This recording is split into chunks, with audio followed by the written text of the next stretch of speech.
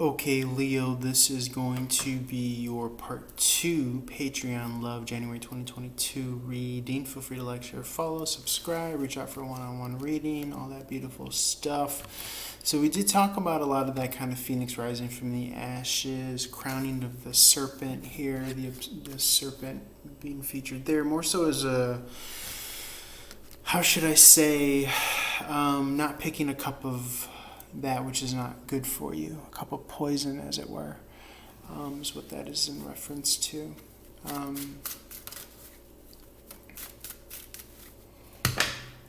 Crowning of the serpent does reference the Omicron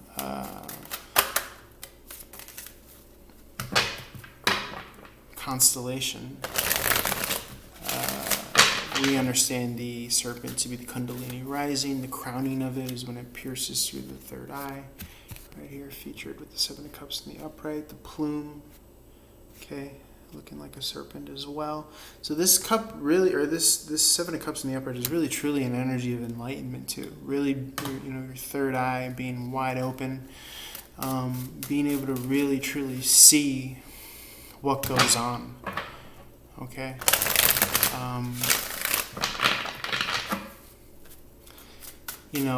Color me kind of taken aback and astounded that something could have happened, such as with the Five of Swords in reverse.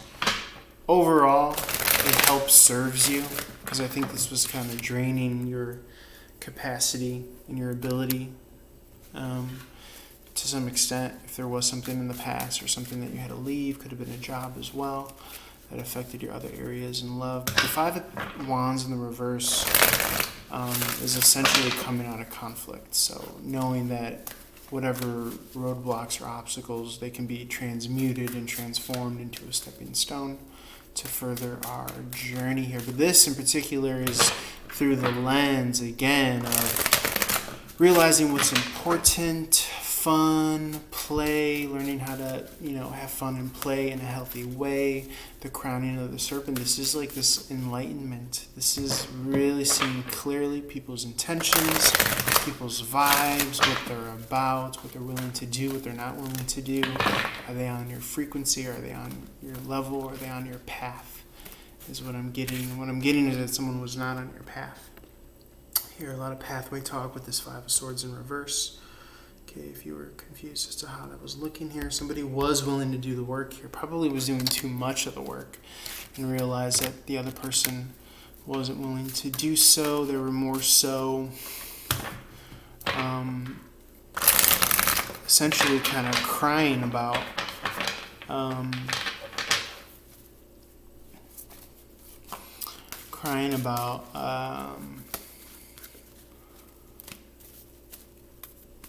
this energy of someone still being at a crossroads, really, is what I'm getting here.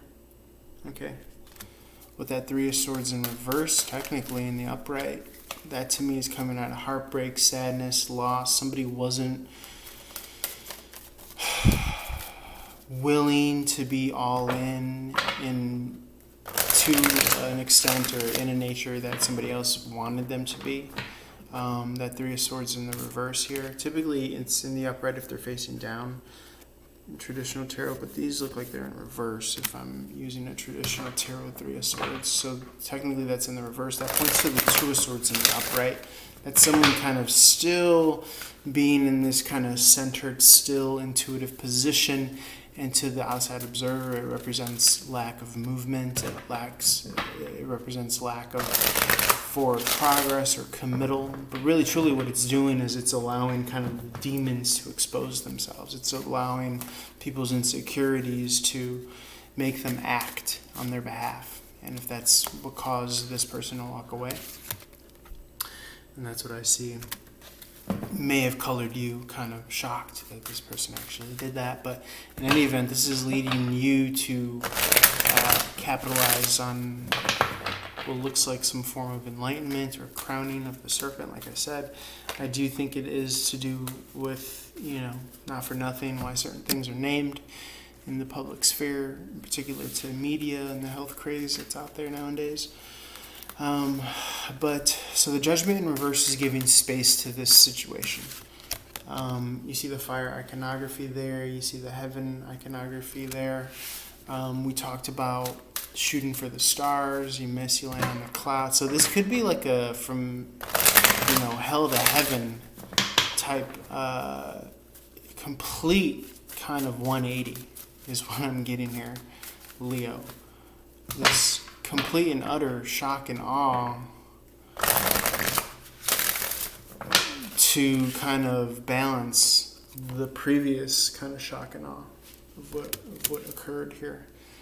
This is the same firepower. This is the same space judgment. The reverse is in reference to space that you will need to launch into your kind of heavenly heights here, Leo. And what's more fun than that is, being able to kind of shock and awe and amaze yourself. Okay. So that's what I'm seeing here for you, Leo. Love January 2020. Feel free to resonate or reply whenever this comes across your table. What else can I say? It's very amazing, very immaculate, very exciting. We talked about the, lighting the charcoal bricks. I believe that's the terminology that I was looking for. And this being the serpent rising, crowning of the serpent, phoenix from the ashes type energy, needing all the space. So if you recently cut out loved ones, or you feel like you were abandoned, or you feel like you left a job, or this is just clearing that kind of space, that runway, road needed to launch off. And why not launch to the clouds? This is what I'm getting from hell to heaven here, is what I'm getting. And again, shooting in the kind of season of Sagittarius and Western and Eastern astrology for that matter. If we're in Eastern, we're in Scorpio season, which is this, leaving Scorpio season, and Western, entering Sagittarius season. Already we are, and again, more iconography. I can't make this up. The Fool card just flipped out here. You see it, you saw it. You see the plumage here of the Fool card here, ready to start this journey. You see the snake here. Okay, the crowning of the serpent.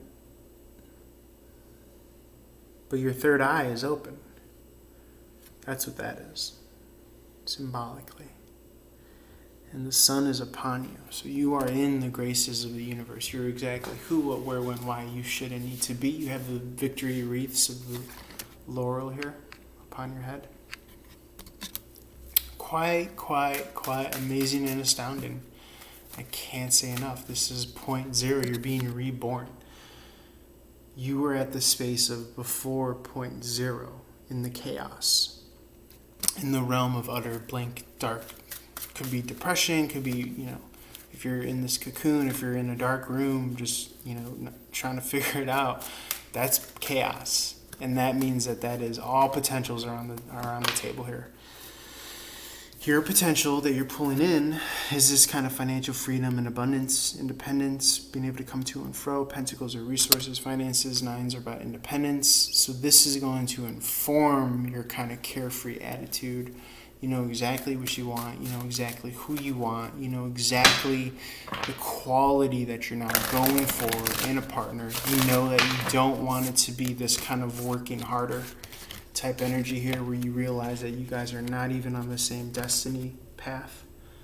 Okay, you are like a rocket shooting off into the sky. You are a serpent being reborn here into the phoenix from the ashes. That's what all this iconography is, the crowning of the serpent, the Omicron season. That's what all that is in astrology, in the constellation.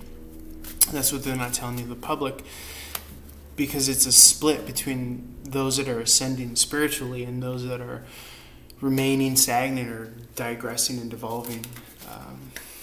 Unfortunately, there's a thin line. There's a thin line, as you can see, between heaven and hell here.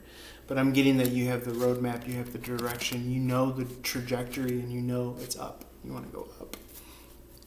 Hence the shooting for the stars, landing on the clouds, being reborn, getting to the point where you don't need to any longer go through these kind of death and rebirth phases and periods. Not in regards to it having to do with anybody else. Never again having the rug pulled out from under you never again being reliant in a way that you don't feel comfortable. Things of this nature, Leo. And that's really living. That's real fun for you. If you're like, I got an idea. How about no to institutionalized slavery, or working a corporate desk job, or institutionalized, school to prison pipeline, a lifelong of schooling, and it's like leading to what? So I think you're along with the movement, possibly even of, working from home, starting an online business, things of that nature. I think you're thinking outside the box. And I think you're trying to align. If you aren't, then in the very least, you're trying to align yourself with the more playful aspects of love. Because that's, to be honest, what's most sustainable, Leo. But if you are having to kind of go at this in some spiritual or emotional way solo, independent, then this is what this kind of huge phoenix from the ashes, crowning of the serpent type point and phase is. Like I said, all the space, all the fire, all the direction that you need to really kind of be able to tap into the fun of life. We talked about laughter for the sake of laughter, or trying to explain Christmas, or I don't know if that was on your first reading or the Cancer reading, but that's what this is. Okay? The sacred fool, because you're understanding that at the end of the day, life is about experiencing things that you want to experience with certain people, or even just yourself, or even a certain standard or a certain frequency or a certain tuning into. And you have the runway room, you have the space, you have the resources, you have the passion, you have the will to do so. And again, it doesn't have to be this Nine of Wands, old school, outdated way of doing so. It could be this kind of smart, updated way of doing so. I heard the other day that somebody had like a movement board where I think it's like a vibration board where you just stand on it for like 45 minutes, and that's like equivalent to like a 3-hour full body workout or something like that. It's like a vibration plate. Not even 45 minutes, probably like 15 minutes or something crazy. It's equivalent to like a full hour workout. I think Bulletproof, the Bulletproof guy sells those. I think his name is like Dave Asprey or something like that. Bulletproof Coffee. If you don't know what I'm talking about, he was a guest on Joe Rogan, and he has this kind of vibration plate where you just stand on it, and it's equivalent. And it like shakes all your lymph nodes, and it moves your blood and gets your muscles going just by vibrating your feet. And I guess it just moves up your body. Again, more of that energy from ground source, root chakra, moving up. Okay, that's a lot of the theme thematically of, and this David Bowie thing that I caught my eye either on the first part 1 of your reading or this Cancer reading that I did before you. Feel free to watch that out. Watch those two, part 1 and part 2. If you're on the YouTube, part 1's free. Patreon for part 2, you gotta subscribe. Anyways, I'm using this David Bowie tarot deck by David DeAngelis, the David Bowie Tarot. Look it up. The Sun card is this huge plume of fire and like this phoenix from the ashes. I'm using it as a stand for my laptop when I'm recording this, as I'm recording this. But in any event, just kind of speaking to that iconography and thematically, it's very prevalent and relevant as to, I think, what's going on for you and a lot of people, Leo. Again, we advised, watching these readings through the lens of the 5th house. So. And I really do think that those people that ascend and are undergoing that rebirth are going to kind of have this vital role on kind of dictating the future of reality, in the sense of like love and light and like the happy ending of the Matrix, where you're no longer subservient to fear mongering and all that stuff. That's why I encourage you guys, vote with your dollar, subscribe to my Patreon, tell your friends and family and all that stuff, because it's telling you we are the creators. Okay, so holler at your boy. I'm gonna leave it there for you, Leo, and great things to come. I could go on and on and on, but really tap into that, which I'm talking about. All right, guys, love you. I'll leave it there. Peace. Reach out for more, for one-on-one reading and all that stuff. Peace.